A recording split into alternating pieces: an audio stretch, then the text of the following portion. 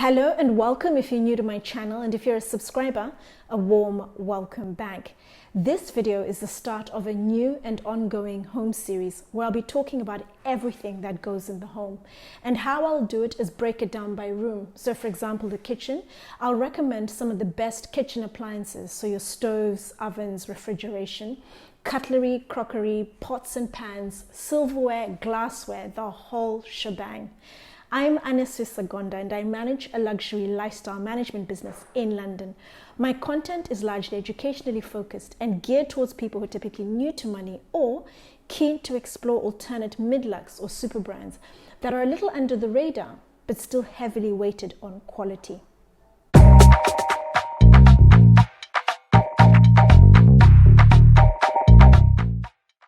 Before I kick off, I would like to thank Poh, a kitchen design company located at 118 Wimpole Street, most commonly known as Kitchen Alley, for allowing me to film in their showroom. Thank you, Poh. If I had £1 for every single time I was asked what kind of brands go into the properties that sell for millions of pounds, your 10, 20, 30, 40, 50 million pound properties, I'd have over £100 by now. And that was the catalyst for this home series. And I thought, why don't I use a recent business inquiry I had just to kickstart the videos. A couple of weeks ago, I was introduced to a client with a major SOS. He's late 40s and he was moving into a new property. It was a house in Mayfair, and Mayfair is part of what's called the Platinum Triangle. It's an area that consists of three areas in London: Mayfair, Knightsbridge and Belgravia. Between the three of them, they house some of the most expensive real estate, not only in the United Kingdom, but the world. And he had a house and he had bought some furniture, but most of it wasn't going to arrive in time for his move-in date.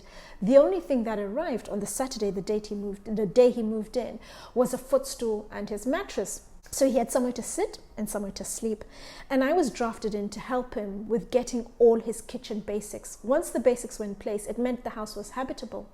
So he arrived on the Saturday and he left on the Monday to go on holiday until the Friday. So I had 4 business days to pull everything together. We had a fairly detailed conversation and he was quite particular about 3 things. First of all, quality. He wanted things that were very good quality. He didn't want to have to replace anything in another 10, 20 years. This was it for life. He was set. What I bought is what he was going to keep going forward. He wanted items that were very simple and functional. He was traditional in his taste. He didn't want anything fancy and funky.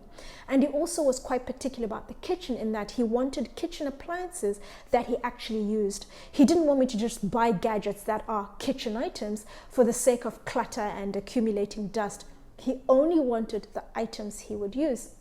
So I was pretty much given carte blanche, and I went off and found a number of items. And as I only had 4 days and COVID thrown into the equation, it meant I physically had to go to every store, buy the stuff and drop it off at the property. I didn't have that leeway of delivery and getting it delivered in time.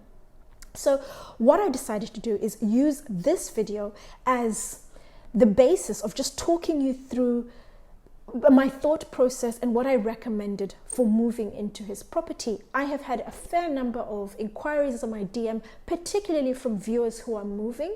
And they always ask me things about either linen or cutlery or crockery. Those are the 3 main questions I tend to get, 3 main items that I tend to get a lot of inquiries about. What should I buy? What should I consider? What do you think of this brand over that brand? And I know by just going through some of the things that I chose for my client, I'll be answering a number of questions that people out there have. So my client was particular about 4 things: the iron he wanted, the toaster he wanted. So I got the toaster and I got a matching kettle to go with it. He was also particular about his crockery and he was particular about his cutlery. So having all that information, I then set off. I started with Selfridges. Selfridges and Harrods are the 2 main high-end department stores for homeware, but Harrods is head and shoulders ahead of Selfridges in terms of just the range, a much wider range and also better availability. And I used those two department stores. I also used Peter Jones and John Lewis.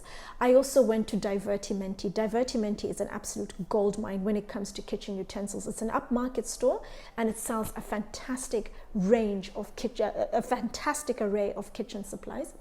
And then I also went to Terence Conran, and I also went to Heels and Son. Heels and Son is a store that the client actually liked. He likes a lot of their furniture. So I'm going to be looking at some of their pieces for the living room and the bedrooms. And coming back into the kitchen, the basics I went for. The cutlery, he was specific. He wanted a Scandi brand, and he wanted cutlery that was simple, it was functional, and he didn't want anything fancy.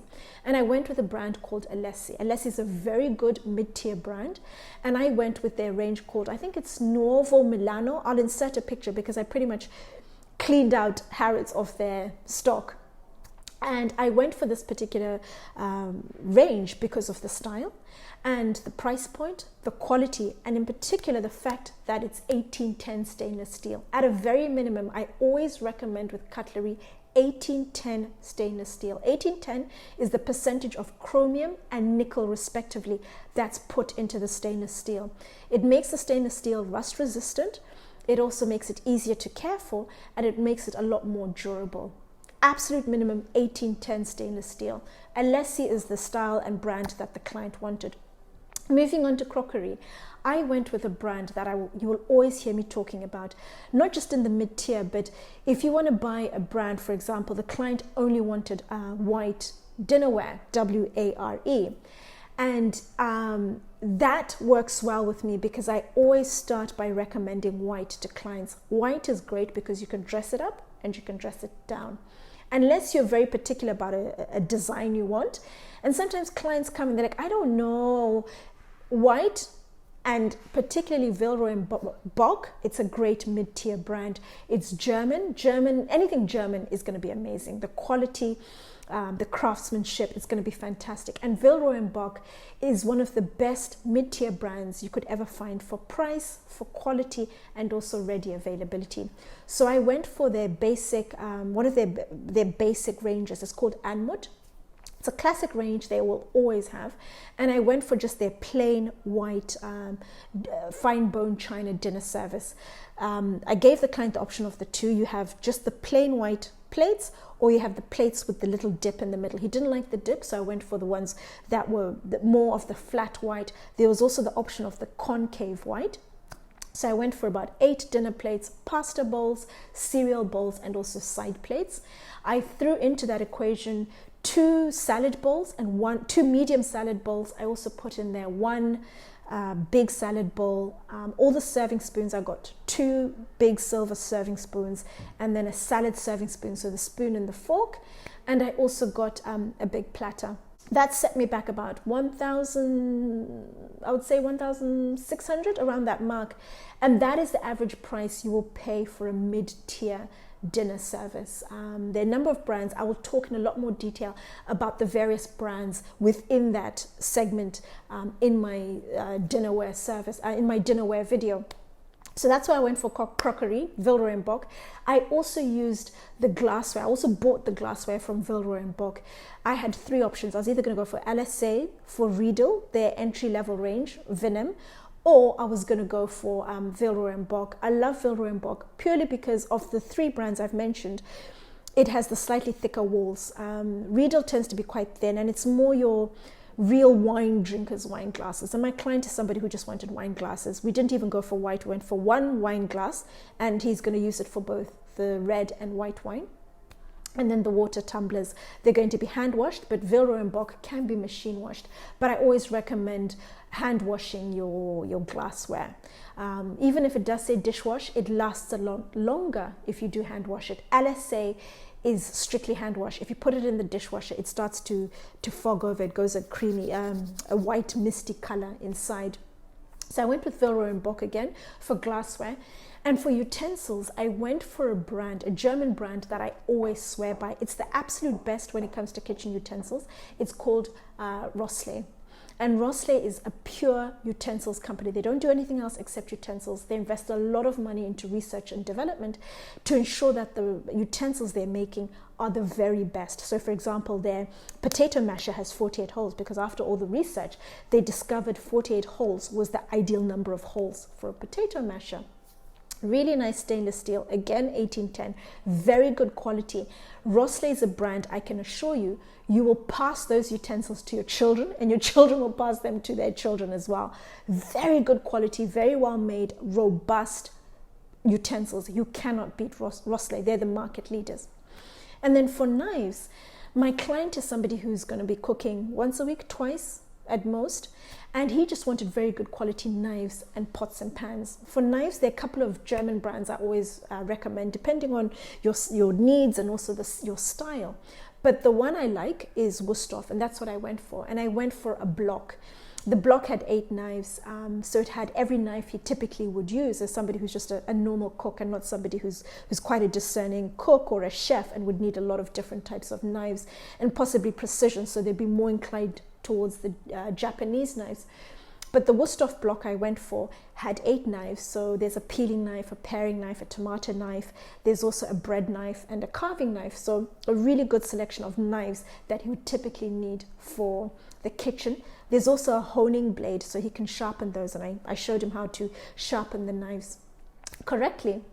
And then pots. For pots, he, as I mentioned, was going to be cooking maybe once, twice a week.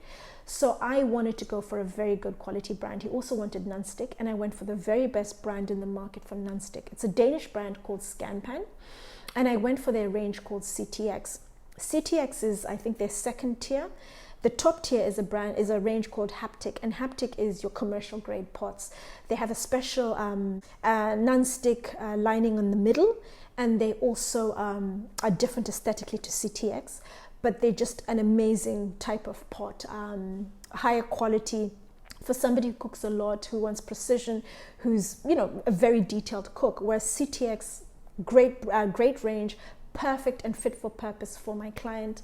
And yeah, that's what I went. He would get a very good 10 plus years because he's not necessarily using the pots. I always recommend low to medium heat with your non-stick. But the other thing that works well with Scanpan is Rosle. Rosle utensils are stainless steel, and Scanpan specifically say that the pots are robust enough to be used with stainless steel utensils. So I got good utensils and the good pans, and the two together will work very well. And then the other thing I got was the small electrical items. My client wanted a specific toaster, Dualit 4-slice. So I then went and got the matching kettle, so it just all looks neat. And then the bin I went with, there were 2 options. It was either Brabantia or Simplehuman. But the issue is the client wanted a specific bin. He wanted something rectangular, and he wanted 2 compartments for recycling and also for waste. And the one that they had for Simplehuman, I mean, stock was so limited. So the one I went for is the one with the pedal that you step on and the bin opens. That bin has a 10-year warranty compared to the one with the motion sensor on the lid, where you just shake your hand and then the lid opens. That has a 5-year warranty. And I just thought it's not really necessary. All he has to do is step on the pedal and the bin opens. It's not that difficult. So I went for that bin. And it was about £180 compared to the other brands, Brabantia, Eco. They're all within £20 of each other. And the Simplehuman one was the only one that was available. There wasn't going to be anything else available from the other brands for the next few weeks, possibly hitting more the Christmas week. But I managed to get a really good number of basics. Everything he needed to set himself up in the kitchen was in place. I went to Divertimenti to get things like the lasagna bowls, the measuring jugs, the dishcloths, the smaller things around the core pieces. And everything came together very well. We are now in the process of fleshing out with the pretty things. So things like candles, candlestick holders, nice little condiment containers, vases and so forth. But now we've moved to the living room, looking at rugs, we're looking at sofas and so forth. But I was able to pull together a number of really good items, and I've just spoken about them briefly, but I'm going to really flesh out everything in later videos. But I just thought, let me give you an idea of some of the things that I got as a starting point for one of my clients. If you have any further questions or want to know something else about what I've mentioned, do let me know in the comments down below. But otherwise, stay tuned and I will see you again soon. Take care.